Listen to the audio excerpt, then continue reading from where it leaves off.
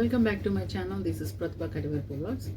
ఈరోజు నేను ఇద్దరు స్త్రీల గురించి చెప్పాలనుకుంటున్నాను. వారి పేర్లు, వారి పేరుకి అర్థాలు చెప్పాలనుకుంటున్నాను. ఫస్ట్గా నయోమి గురించి చెప్పాలనుకుంటున్నాను. నయోమి పేరుకి అర్థం మధురం. అయితే తన పేరుకి మధురం అని అర్థం వచ్చే పేరుకి ఆమె ఏం చేయిందంటే చేదుగా మారిపోయింది. నయోమి అంటుంది, నన్ను నయోమి అని పిలవద్దు, మారా అని పిలవండి అని అంటుంది. అంటే చేదు అనే అర్థం మనకు తెలుసు కదా నయోమి గురించి.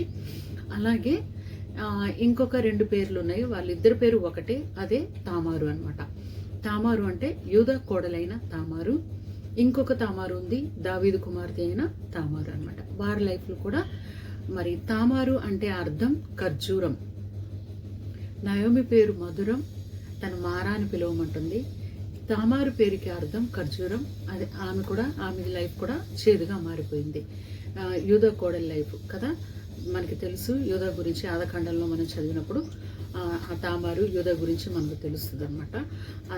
అలాగే మరి దావీదు కుమార్తె అయిన తామారు గురించి కూడా మనకు తెలుసు.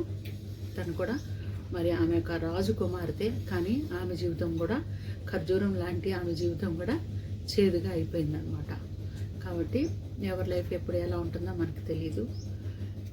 కాబట్టి మనం మధురంగానే ఉండడం మన పేరు. మనం చేదుగా ఉన్న మధురంగా మారదాం. మధురాన్ని చేదుగా మార్చుకోవద్దు, కానీ చేదుగా ఉన్న మనం మధురంగా ఉండడానికి ట్రై చేద్దాం.